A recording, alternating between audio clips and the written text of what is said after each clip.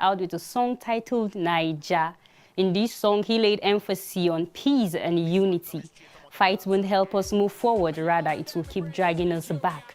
The song also serves as a prayer to God not to forsake us in our time of need. So let's put our hands together to make Nigeria a better place to be.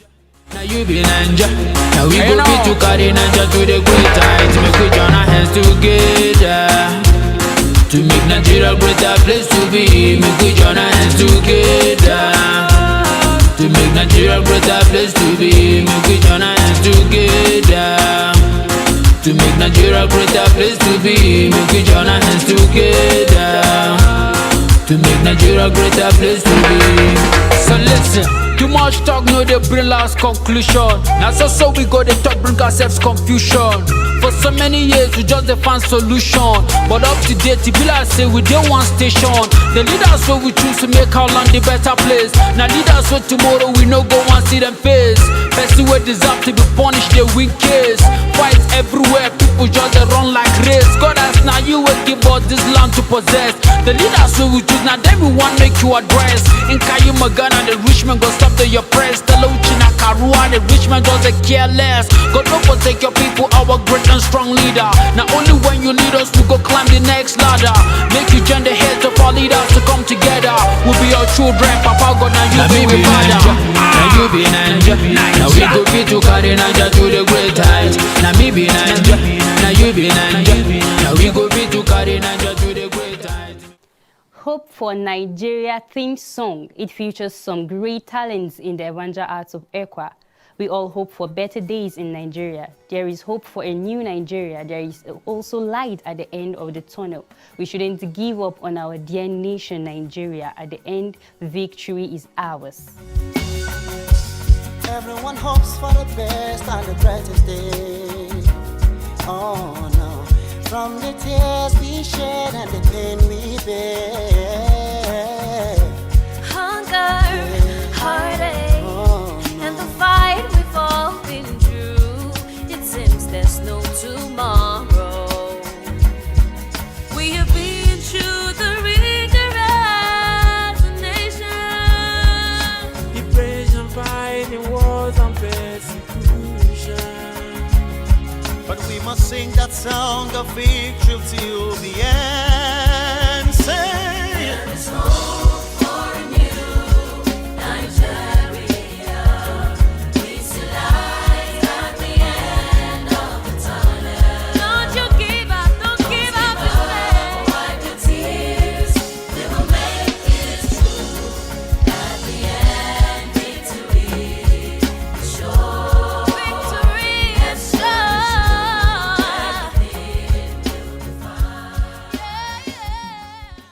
60 years already. This is a song by Panam Bandi, the winner of the Ekwa Talent Show 2019. Such a bag of talent. The song was written when Nigeria was 60 years already. And you know Nigeria is still strong. When we stand together, we will grow and achieve a lot. We might be passing through a lot as a nation, but the good news is, together we will overcome it all. 60 years already, I've never seen a people so strong. Through every high and low, I've never seen a nation stand strong.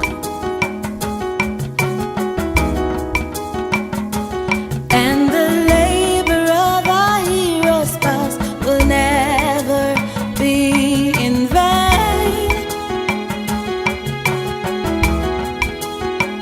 We'll stand together, we will fight until we see what we proclaim. Oh, and the labor of our heroes past will never be in vain. We'll stand together, we will fight until we see what we proclaim.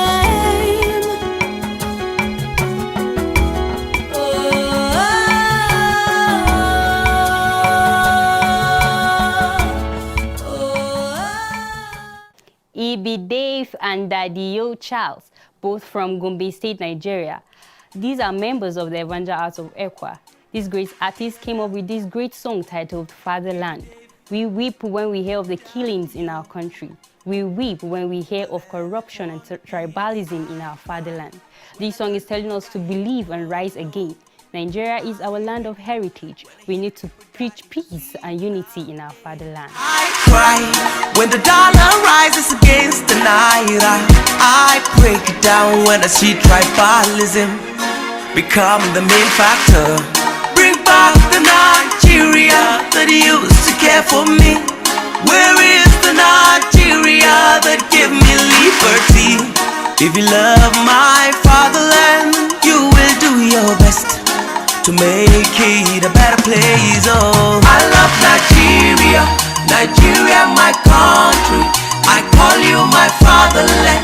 Nigeria will rise again. Love, peace and unity.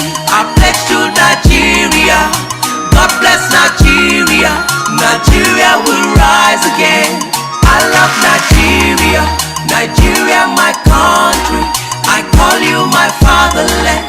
Nigeria will rise again. Love, peace and unity. I pledge to Nigeria. God bless Nigeria. Nigeria will rise again. Hope for Nigeria is a song written by Ezekiel Anthony, who is a member of the Evangel Arts of Ekwa.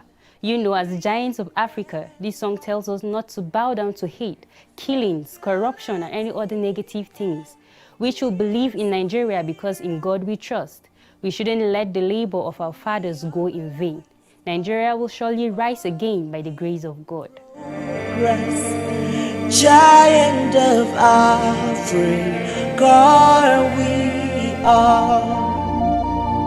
We wouldn't bow down to hate and killing.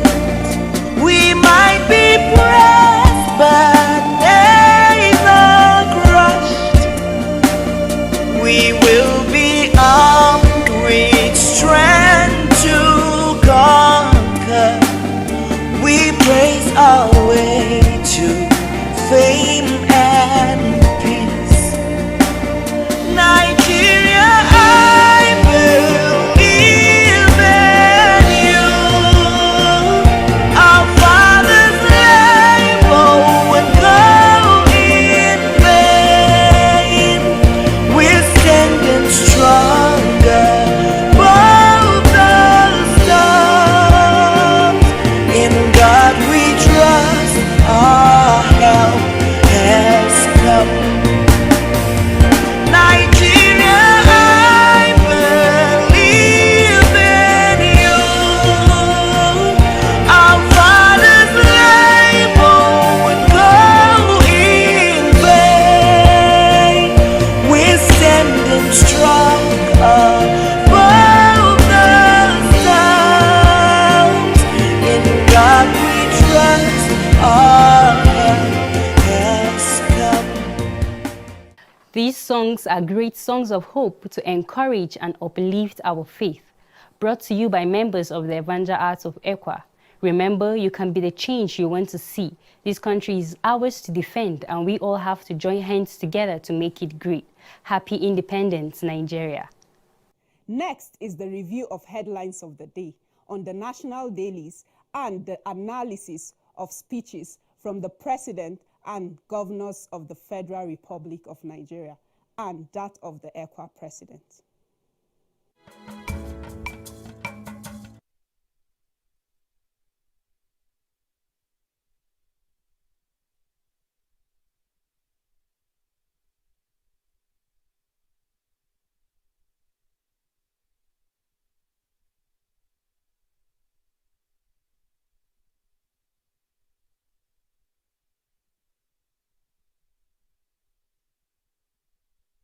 Today, even as we celebrate 61, it is important to give tribute to the founding fathers who came together in spite of their religion, ethnic group, and faith to fight for the freedom of Nigeria.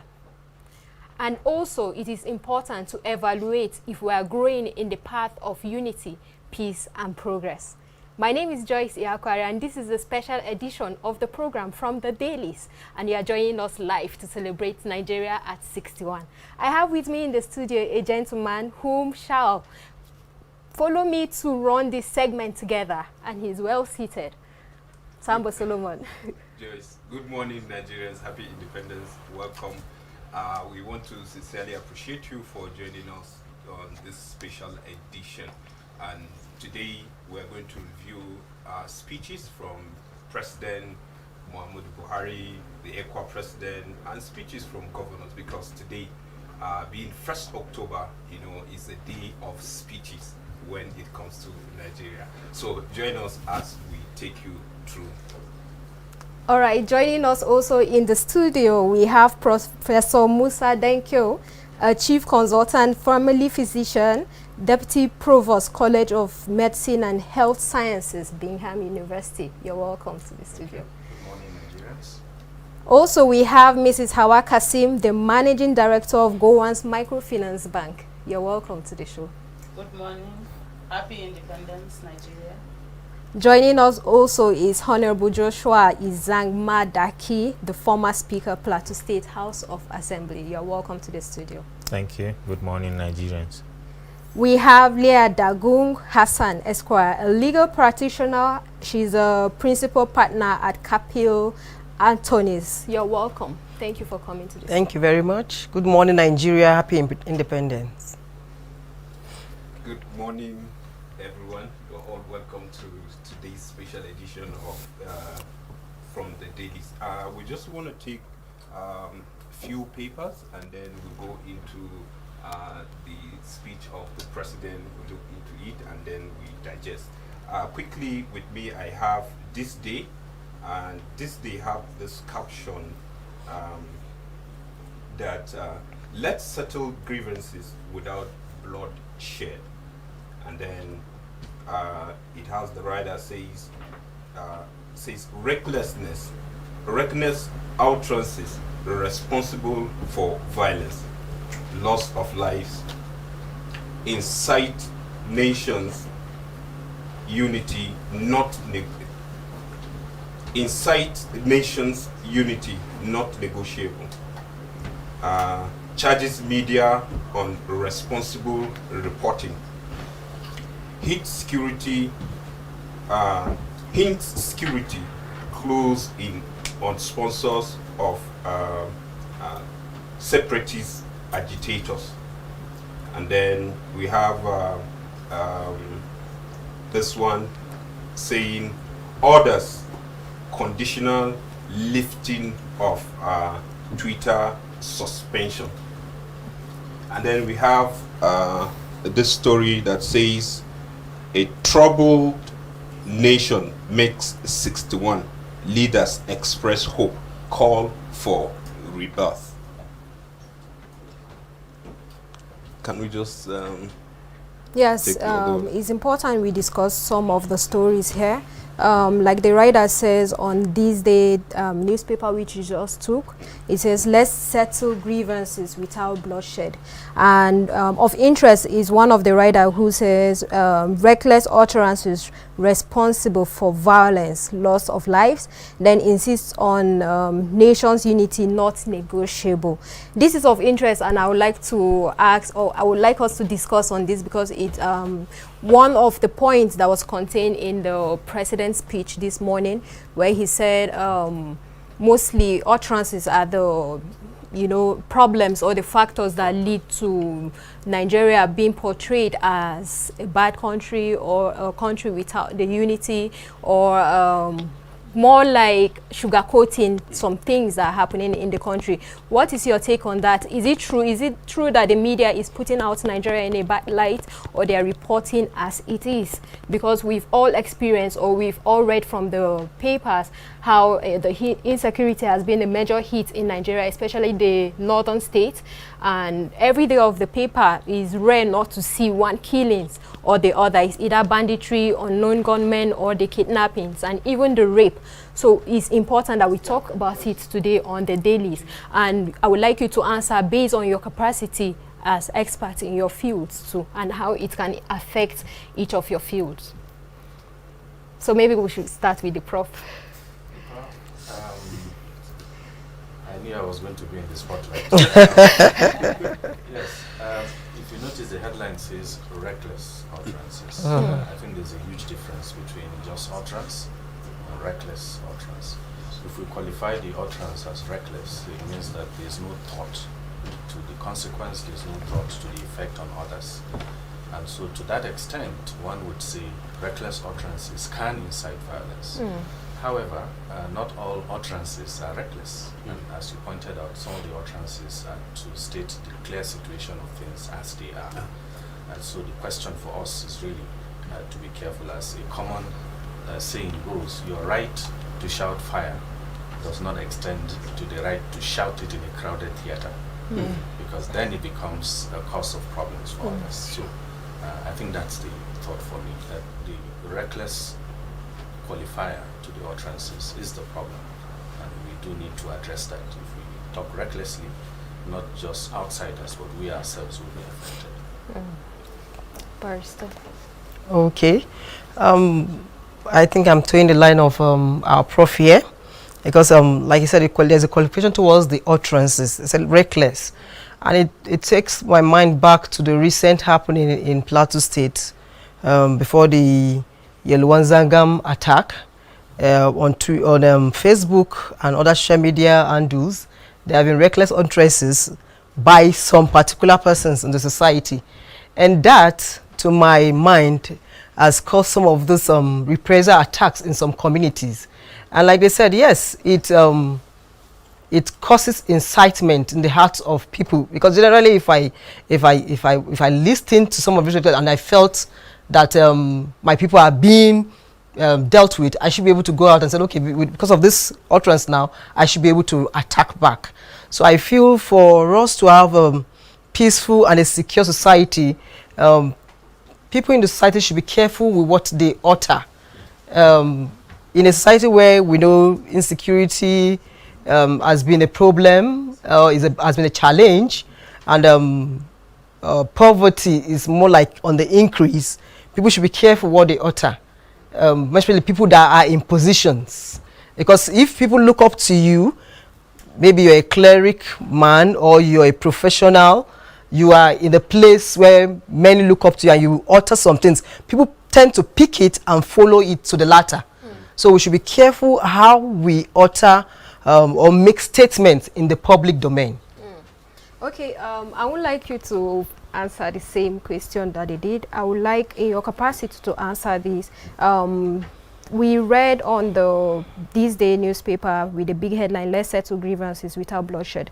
But the writer, one of the writers says, orders conditional lifting of Twitter suspension. And this is from President Buhari. He has ordered the conditional lifting of Twitter suspension. As a business woman, as someone that has been in the business world, seeing how the economy has been, fluctuating, how important is this Twitter the lifting of the Twitter suspension?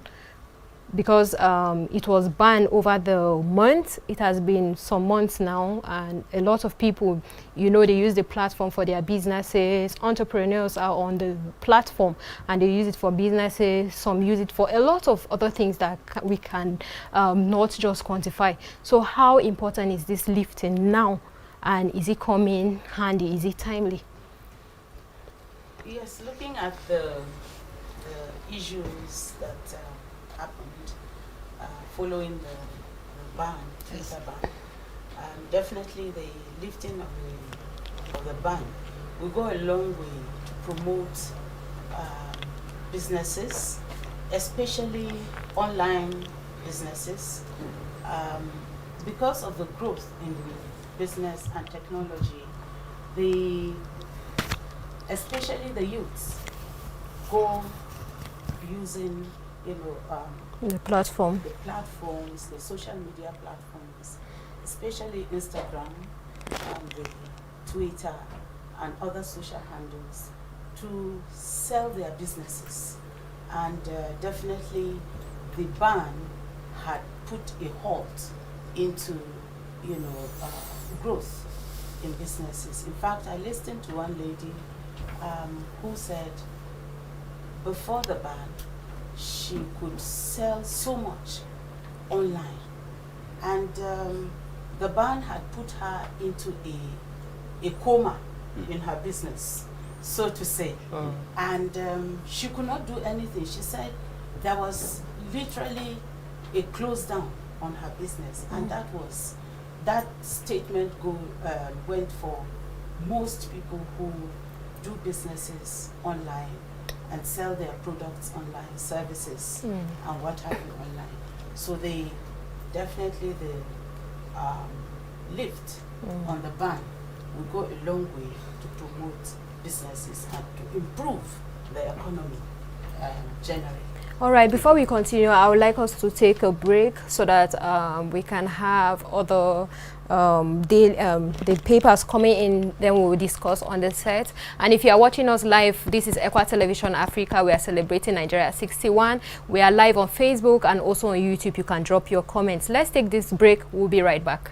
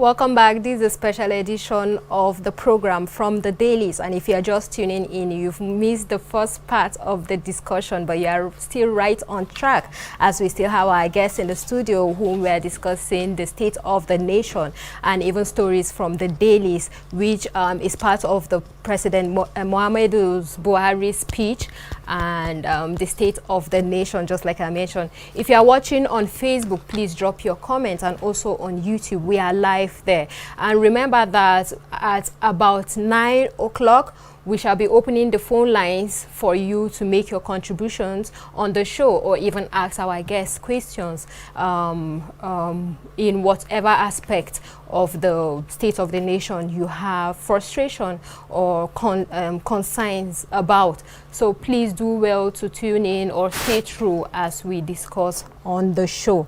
So I would like to take this next paper, which is Daily Sun, and it has the big headline as National Assembly member others financing Kanu Ibohu, and this is coming from President Buhari.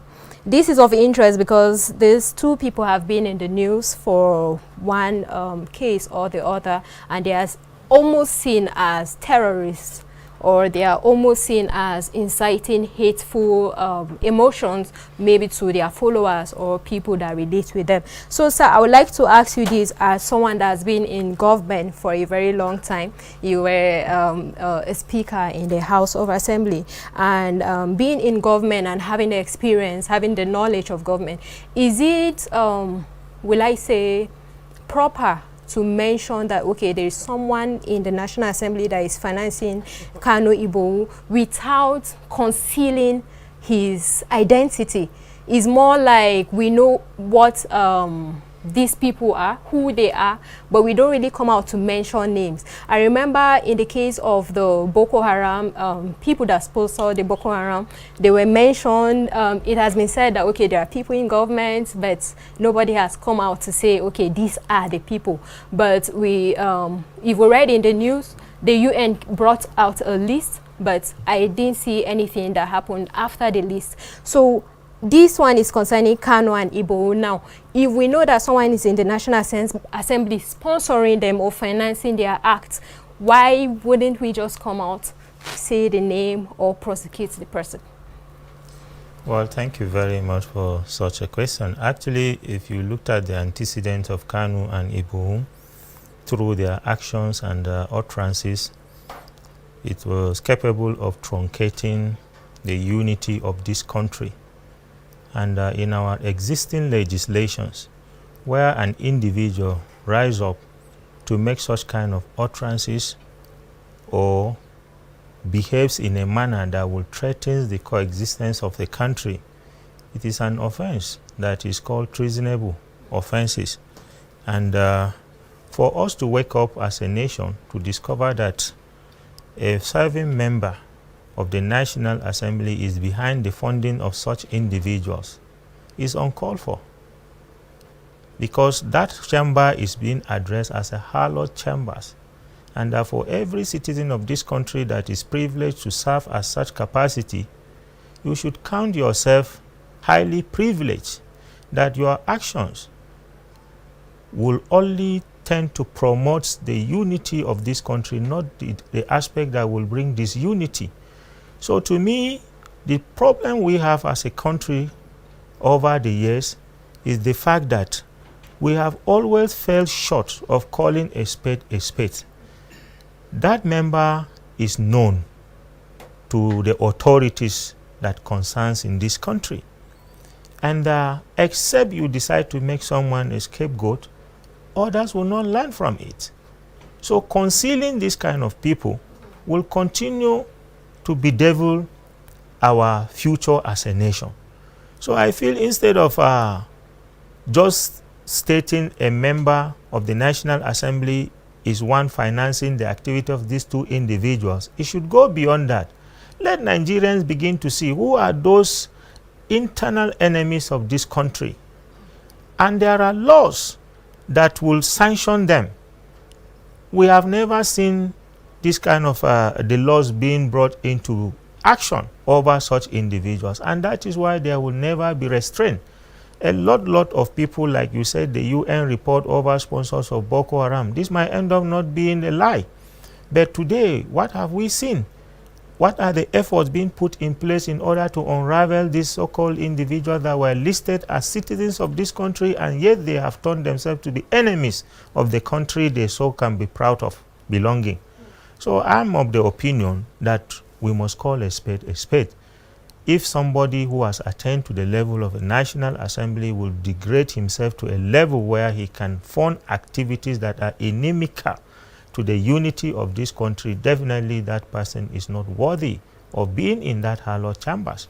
And the full wrath of the law should be brought against such an individual, so that Nigerians should be able to believe that our laws are working.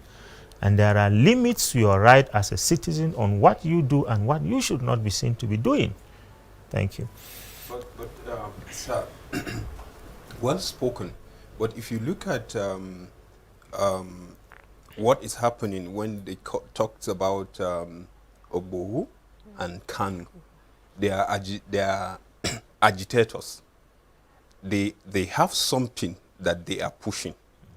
Why? Because the reason is that they feel, even in the unity of this country, you know, the marriage is not favoring them. They feel they are marginalized.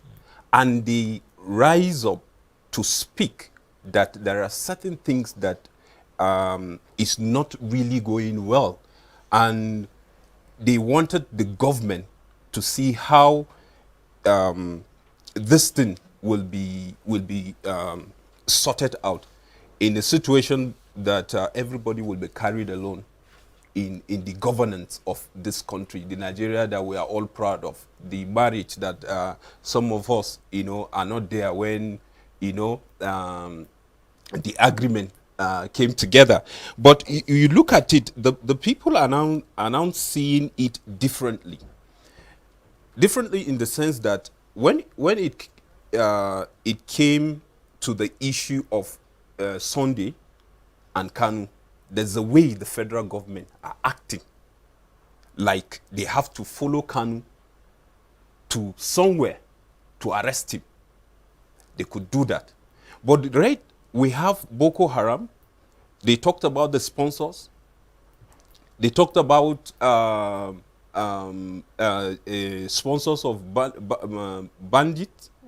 But yet, there's no any swift action. And then, if you talk about the security of the nation, I believe is one sensitive area that we shouldn't joke with. And is one key responsibility of the government when it talks about security, to take care of the, to protect her citizens. Then now, we are not talking about those that are sponsoring people that are causing mayhem to the ordinary man, to the common man, but they now target just two people that in their own, we can say they can live anywhere comfortably because they are well-to-do. When you talk about Kanu, when you talk about, and then they are not concentrating on that. Don't you think that the energy is being directed wrongly? Because this is what the masses are saying. Are you supposed to deal with bandits, declare them terrorists, deal with them, or you concentrate on just Kanu and Obuku? Please, the lawyer in the house. We are both lawyers. We are looking at him from the angle of the politics. Yes. Okay.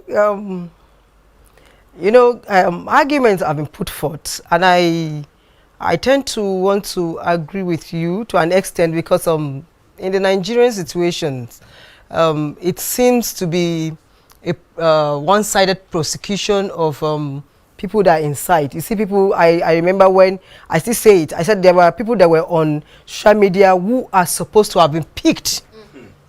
During immediately after the Rukuba Road attack, there were people that made insightful utterances who are supposed to have been picked and prosecuted. But they were not picked.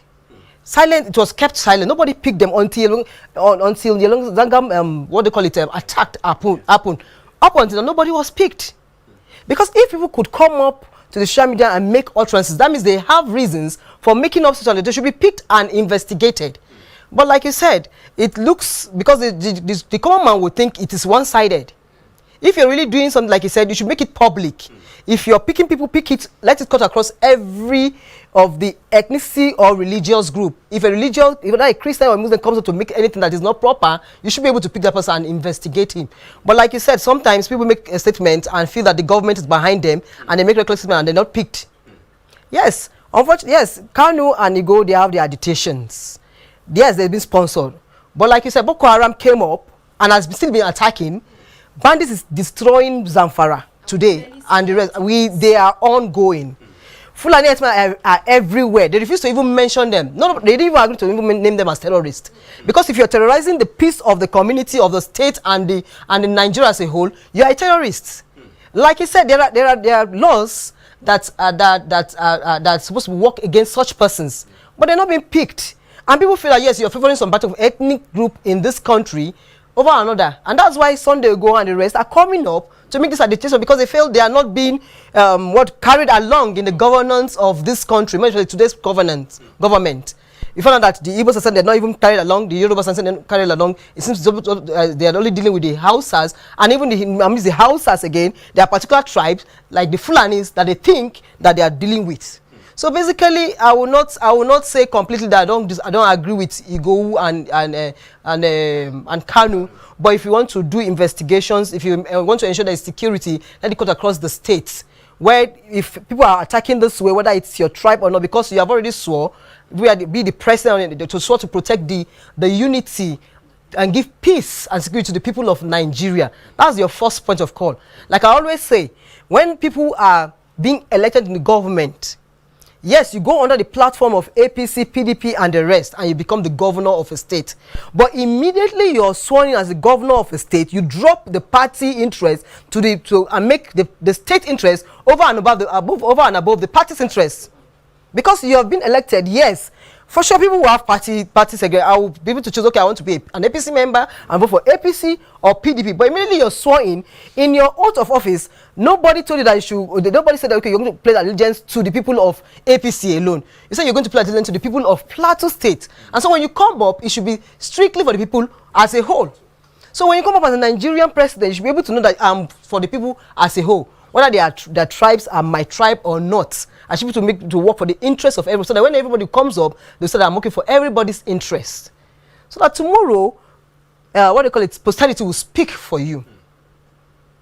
Thank you. All right, still on the Daily Sun, we have a story that says reps join Senate to demand designation of bandits as terrorists. Now, this is of interest and is open, is an open discussion for everyone to put, to make comments on, because this is very important. Just like you said, we've been seeing the activities of the terrorist groups. We've seen the activities of the bandits, the unknown gunmen, the Boko Haram. There are so many that they can't be categorized in one category, like maybe bandits and the rest. We have so many names attached to them, and it's a bit confusing. And now we have even the IPOB now coming in, because we've seen killings. We've just the other day, the widower of the former director of NAFDAC, Dora Akeyele, was killed.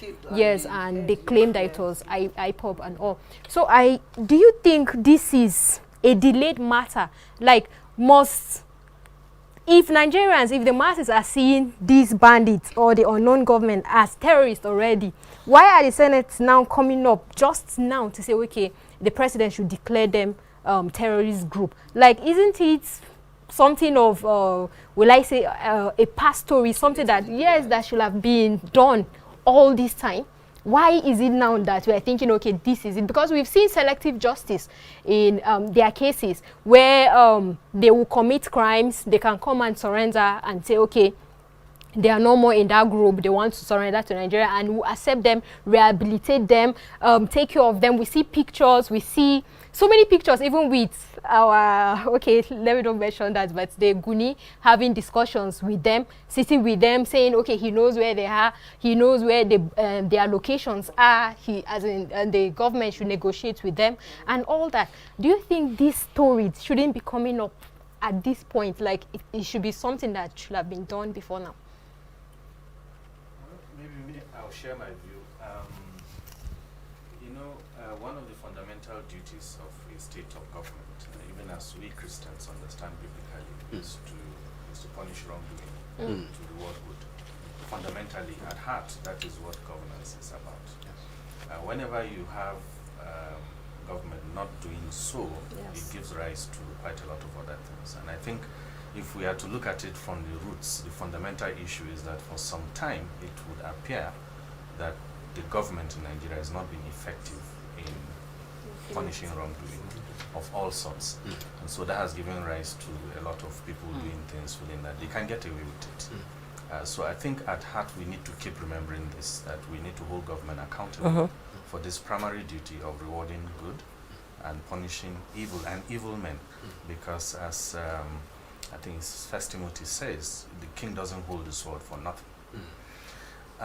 However, there are technical reasons why governments would declare a group a terrorist group, because there are legal implications of that statement and in how it is approached. And we also should remember that even though many of these things hurt us and cause harm to us as individuals, as communities, not all of those actually directly or so threaten the sovereignty of the country. So Boko Haram came out and started capturing territory and setting up flags and a parallel government. That is a significant threat to the sovereignty of the country. And so they had to be declared a terrorist group to do so. Now, quite a lot of bandits are indirectly leading to the same effect, but directly they've not come out to say, we are setting up our own government. And so there has to be some thought about that declaration of them as a terrorist group and so on. So I do agree that fundamentally it's government to step up to its game of punishing wrongdoing in whatever form it is, whether it's banditry, whether it's kidnapping, whether it's ordinary crime, whatever it is, it's the fundamental duty of government to punish wrongdoing. And as long as you don't do that, then people become tempted to take the law into their hands and to attempt to get justice for themselves, which just causes chaos. And when you talked about the security, the president in his speech, talked about the unity of the nation. Is something that we can negotiate that. And then when you look at his cabinet, people tag him as a tribalistic president we have ever had in this country. Looking at the spread of positions, in his government, people see it like most of the appointees comes from the north, and not just even north, but from the northwest, and even people from the north, some are feeling marginalized, but simply because the issue of religion that normally comes to play when issues like that begin to surface, then you will see some certain part are not saying. But down the grassroots, you hear people complaining like they feel, okay, when we talk about north, does not end in the northwest, and then people, instead of the issue of unity, people are seeing it, okay, the government are just using they are using their mouth to say two things that doesn't come together. You talk about unity, but you don't carry people along. People look at the Federal Character Commission, like, does it really exist when you talk about unity? And these are some of the reasons why our forefathers, they look at the issue of unity and they said it is very important we bring Federal Character Commission in play so that everybody will feel belong, in this country that we call our own. This is important because we now have the issue of the zoning, which many people are complaining or claiming that is unconstitutional. Yes. So I would like Honorable to comment on that. There is a lot of complaints or comments that the zoning is unconstitutional, and a lot of people are coming to say when they were enjoying the benefit or when they were, doing whatever it was they were doing, they did not complain that, zoning is unconstitutional. But now that people are coming up to say, okay, there should be fairness and balance, they're saying the zoning is unconstitutional. Well, actually, to whoever is agitating that zoning is not a subject of the Constitution, but it has become a conventional practice as far as Nigerian case study is concerned. Now, by the time you now want to delete or eliminate zoning out of it, then our unity in diversity is under serious threat. We have come a long way as a nation where we believe that what is good for me should be good for the other person or the other side too.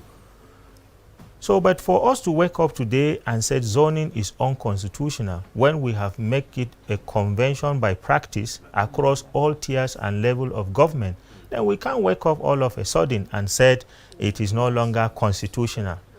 What makes it conventionally practiced is beyond even the Constitution we are talking about. And an attempt to say we are not going by it, I want to assure you that we are really, really agreeing with those people who are agitating for the separation of this country. And the whole economy of this country lies largely from the south, south, southeast, and southwest. And now you wake up and say they are not entitled to rule this country. Then the resources of the country lies in their hands and region.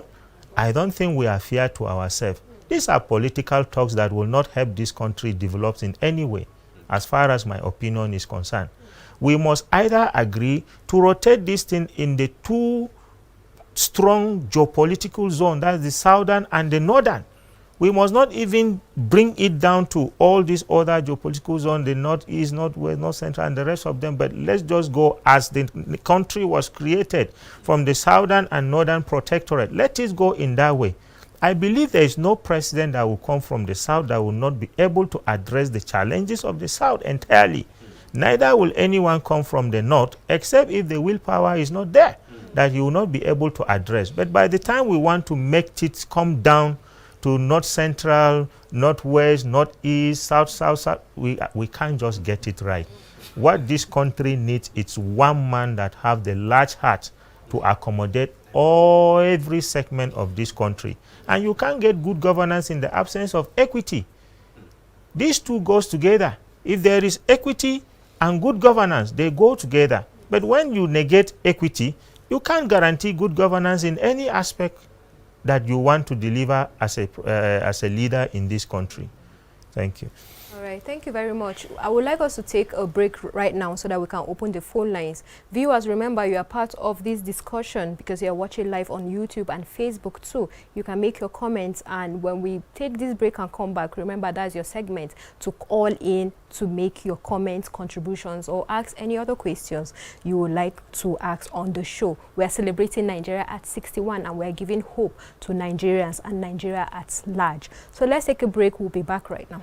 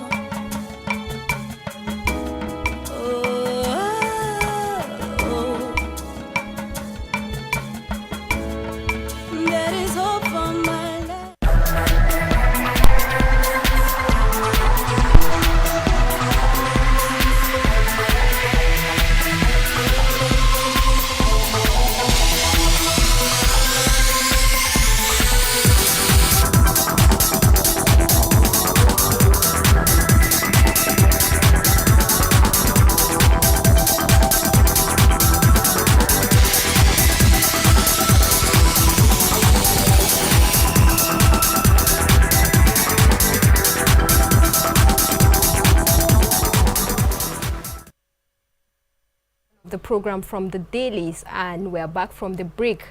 The phone lines are now open for you to call in to make your contributions. The phone lines will be displayed on our screen so that you can call in. We are still in the studio discussing the state of the nation and the stories from our national dailies and that of the president's speech, that's President Muhammadu Buhari. And we would like to also go into our ECWA president's speech, which he did this morning, to analyze some few points from the speech. So, Sambo Solomon, do we take another paper before we go to the president's speech? Okay, the paper that I have is the Nation, and it's still almost the same headline. It said high-profile persons behind Igboho and Igboho Kanu says Buhari. And I'm looking at this one, you know, coming from the commander-in-chief. Should we say this have come to stay, that it's factual now because the president is the one saying it?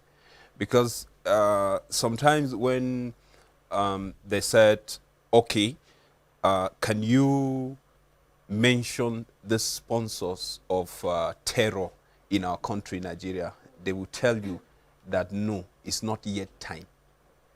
Why? Because there is investigation that is going.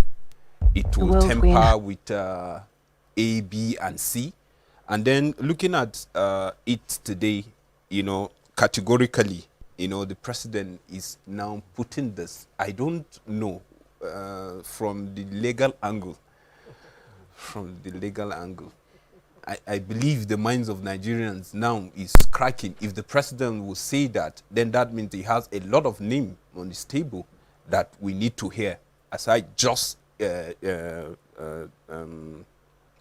and Kanu.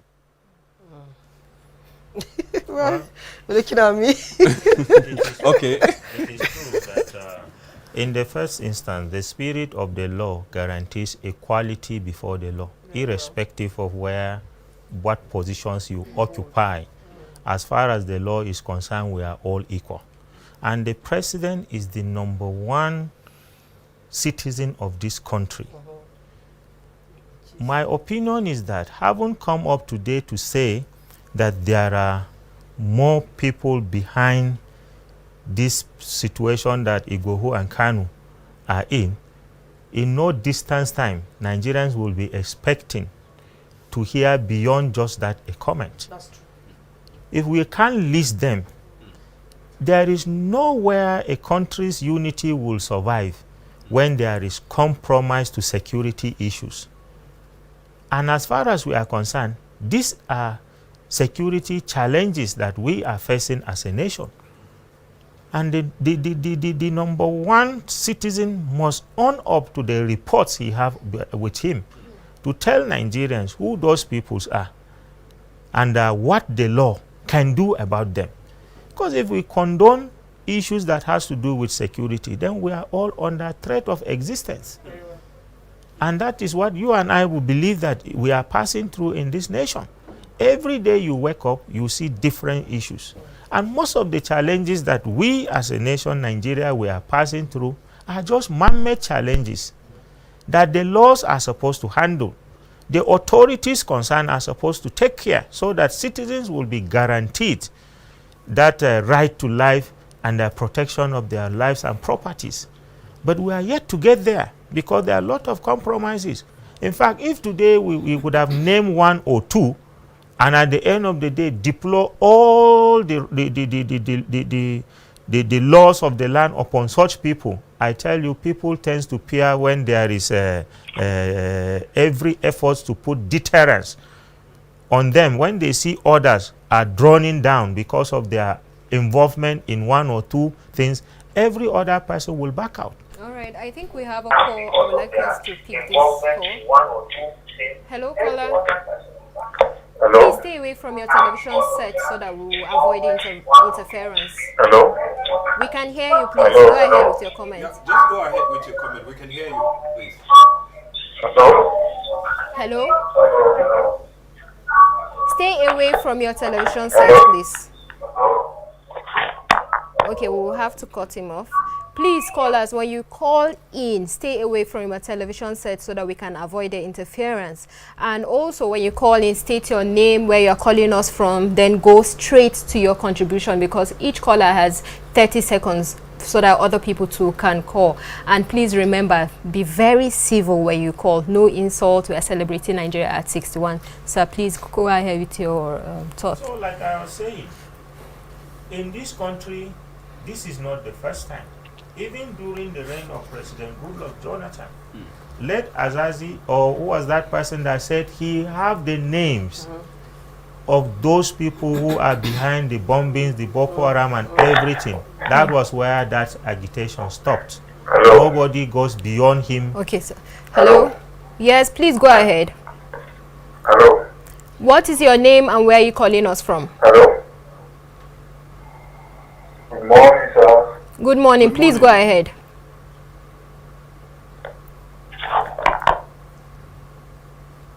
Okay. So, okay, ma. Just come in. So, like I said, it's been long we've been hearing this kind of comments and statements. In fact, of recent past, also somebody wake up and said, if he tells us what he knows about this country will go down. And it ends there. So, what really do we need as a nation? Is it that for everybody to come and make any form of statement? When we have made laws against hate speech, we have laws against the sedition and treason of this country, and yet nothing. Okay, we have another call. Please, what is your name and where are you calling us from? Hello? Hello, we are with you. What's your name and where are you calling from?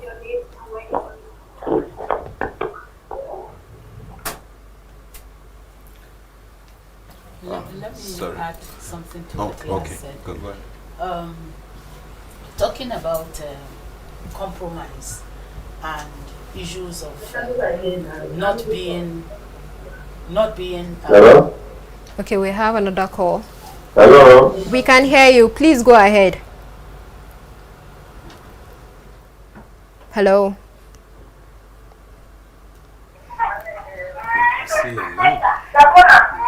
Wow. Okay, we have to disconnect that. Please, viewers, when you call in, move away from your television set to avoid the interference with us here in the studio.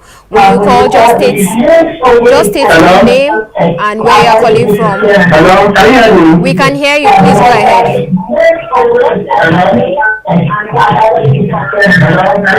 Yes, I can hear. So, I'm calling from Benue State.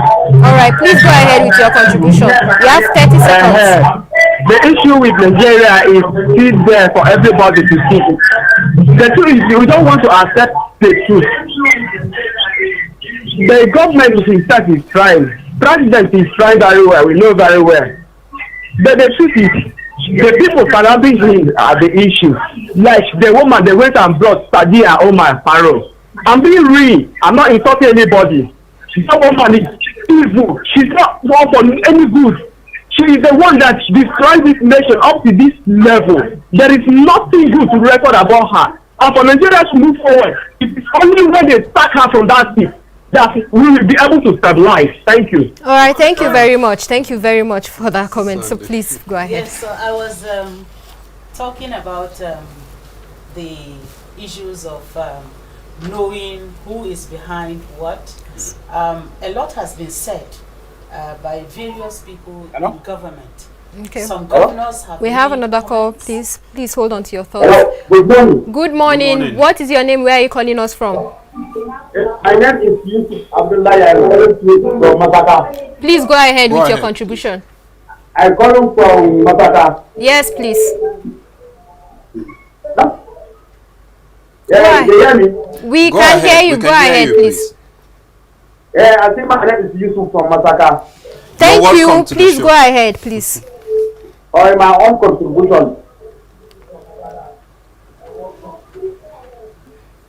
Hello? Can you hear me? Go ahead. Go ahead. We can hear you.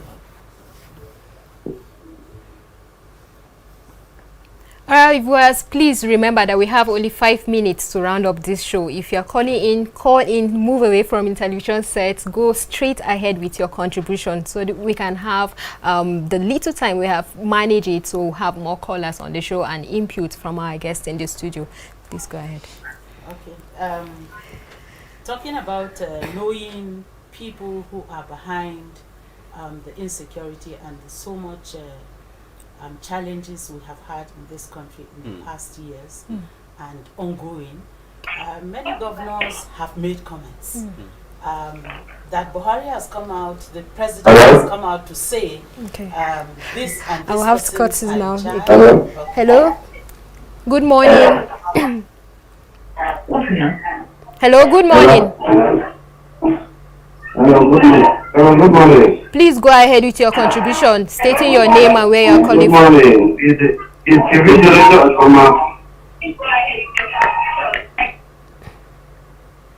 Go ahead with your line of thought. We're with you. I think we lost that. Yes. Please, So ma'am, please. continue. Let me just quickly. It's not new that he has come out to say this person and that person are are responsible for the supporting some of these problems that are on ground. Many of the governors have made comments. Some people in government have made such comments, but nothing has happened. So for anything tangible to be achieved regarding these issues of security, and it has been said over and over that equity, fairness and justice must prevail. Unless that happens, unless the people that are responsible are brought to book, unless the laws that are executable are put on these people that are known, nothing happens. We will not see progress, because the progress that is required is to have justice. Many such as the banditry that is going on, the kidnapping, some of the governors have come out very clearly to say on set that they know who are behind some of these happenings. Yes. And yet nothing has been done.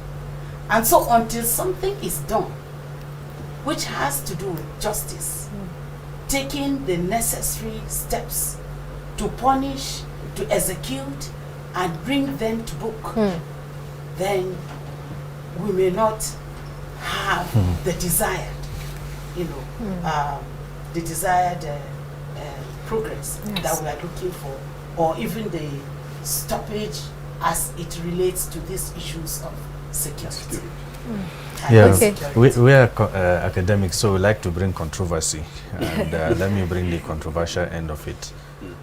It's one thing for investigation to seem to say Mr. A is behind this, but it's completely another thing to say Mr. A is behind it. Our laws expect that you need to accost Mr. A and tell him our investigation show that you are this, and let him defend himself before you go ahead to do a public lynching. And so I think where the government fails is in as much as we investigations say so person may be behind this, that's not where it should stop. Complete the investigations, take the person before the law and say, we have found this against you, defend yourself. If he can't defend himself, of course, then everything should happen. So in this case, when the president says investigation, in his speech, if you remember, he said the investigations seem to show that some high-profile people are behind this. It's not enough. We need to take it to its logical conclusion so that those people can be accosted, so that like every other Nigerian, they have the right to say, where did you get this from? I am not involved, or they can't defend themselves, and then we can go on. I was going to make a statement because I was towing his line, because if you look at the countries that have made it in this world, the USA, the Asian countries, you don't see them coming on air to just make statements without getting their facts correct. They will be sure that, yes, this person, when we pick this person and prosecute him, there is nothing that he can have as a defense towards what he has done. So for a president of country to come up and say that it shows, like you said, there should be conclusive investigation. So that, yes, because like you said, people are going to be expecting that you name those people that you think are behind Igboho and Kanu. So now that you have made a statement, people are going to hold you to your statement. So before a president of a country makes a statement, you should be sure that the investigation is concluded and these people cannot by any means escape the hands of the law. So for him to have come up, I am thinking that they should have their facts straight. Yeah, because his speech totally, when I was discussing with few people, after the speech, some were saying this is just a political statement. They didn't see anything like in the president's speech. I was like, this 1st October speech from our own president, you didn't see anything that holds water. He said yes, because all this while he didn't see even the Mr. President acting based on the guidelines of the constitution. That how many court ruling orders did our president skip? So he's here telling us is this part of the achievement, you know, handling Kanu and Igbohu. So when you see Nigerians talking like that, sometimes you get confused, you know, on where exactly the country is even going. You know, is it the problem of our leaders? Is it the problem of the followers? Where did we get it wrong? And how can we move forward from here? If we are to analyze that, I think this segment will really take the discussion. But I would like to draw our attention to the ECWA president's speech. Earlier this morning, the ECWA president, Reverend Dr. Stephen Babapanya, made the 1st October speech. And in the speech, there are some points that were picked where he sympathized with those that loved and lost their loved ones. Then he stated that there should be justice for the oppressed, equity for the voiceless, and fairness for the marginalized. This is very important in the state of the country. Then he stated that justice anywhere is a threat to justice everywhere. If one nation or one state is thinking, okay, they are safe from all these things, if another is suffering, you should know that even you that is safe is not totally safe. Yes. Then, and he encouraged the government to rise up to their responsibility of making Nigeria great again, as captured in the second stanza of the anthem. And that we would like to appreciate the ECWA president, Reverend Dr. Stephen Babapanya, for that speech, because it's an encouragement to Nigeria even as we celebrate 61 today. In everything we do, we know there is hope for Nigeria, and that's why we celebrate Nigeria even on in ECWA television and on this segment from the dailies. Before we wrap up, I would like us to look at the Nigerian Tribune, where it says last 18 months most difficult in Nigerians history. And thank God that we have representative of the sectors. We have the economy representative, we have the legal, we have the government, and also we have a representative from the academia and even medicine. So I would like you briefly in 30 seconds to say how this has affected even the history of Nigeria and how it has been difficult, because it's written last 18 months most difficult in Nigerian history. And of interest is the writer that says Nigeria to gain pharmaceutical independence soon. So maybe that should be your input on it, to give Nigerians hope. Well, last 18 months, COVID-19 is one key phrase that every person all over the world, not just Nigeria, will remember. And the disruptions it's had to academia too. Schools were out for long, from nursery all the way to university. People had to cope with online learning and all of that. But what is the hope in it? The hope in it is that, one, it has driven our government and our people to strive to make our own vaccines and all of this issue of pharmaceutical independence. It's a plan, but it's long overdue. So yes, on the one hand, we've had the problems, but it's led to this. It's led to improvement in online teaching and other forms of remote learning. So that is the hope also, that despite all of those other problems and the disruptions, the strikes and all of that, we have hope that out of it, some of these good things are coming. I do believe that fundamentally, the pharmaceutical industry is critical to our health as a nation. The investments that are required for us to be able to produce our own drugs, our own vaccines, are critical. But when flights were stopped all over the world, movement of goods and services, it became obvious that we can't be depending on those vital things from outside the country. So it's a good first step. How we follow it up is the issue. Now for us, at the legal practitioners level, yes, that's one of the tough times. There was no legal practice, there was no going to court. Returning back, the judiciary went on strike for almost how many months?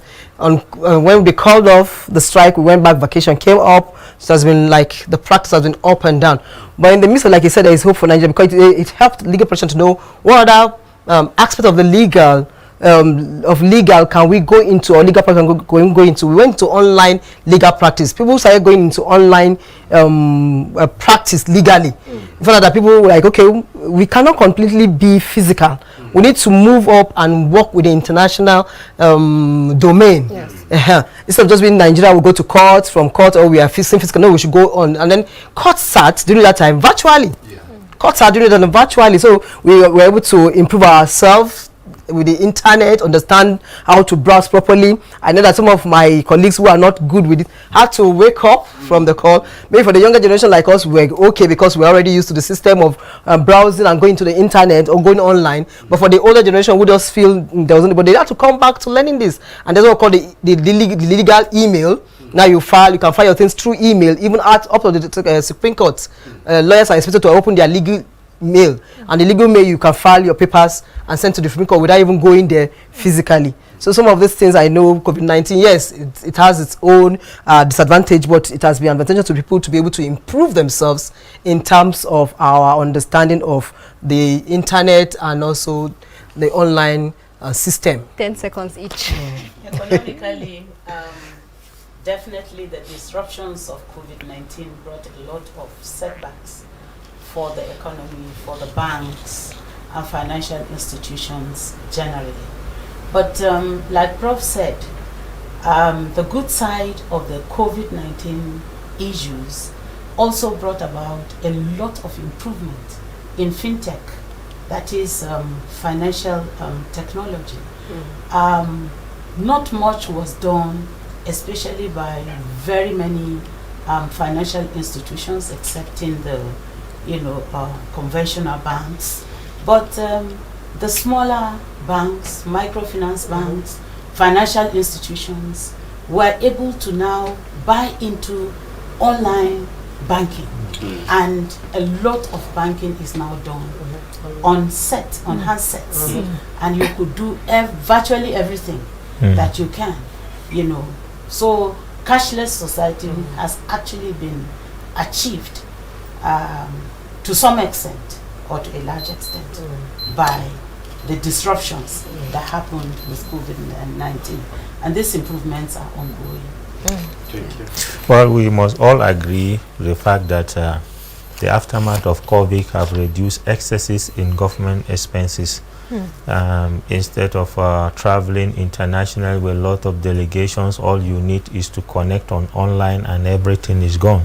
Executive council online, any other thing online. And I think that has gone a long way in improving the coffers of government, because the expenses for travel tickets, hotels and other extra costs won't be there. So with time, government is picking up in terms of how to improve on its runnings based on the circumstances of the COVID that have ravaged us as a nation, and the efforts that the government is doing in availing vaccines too are something that is worth commending. But the only thing is that the fear in the minds of the citizen is still there. So the vaccines are there, but people are not willing because of the belief they have over the whole issue of that surrounds the issue of this COVID vaccine. But we pray that God will help us to attend to a level where the awareness will be broadened and people will be willing to go and be accepting. Amen. Thank you very much, and sorry viewers for overstretching the time that was allocated to us, but it's very important for us to take this comment. Solo, before we close, what do you have to say? Well, keep believing in Nigeria. Thank you for joining us. Well, I stand with the Vice President of Nigeria, who says we will all lose out if Nigeria breaks up, and there is a need to promote unity in the country. Even as we celebrate Nigeria 61, we would like to say God bless Nigeria. My name is Joyce Akwari. Thank you for watching.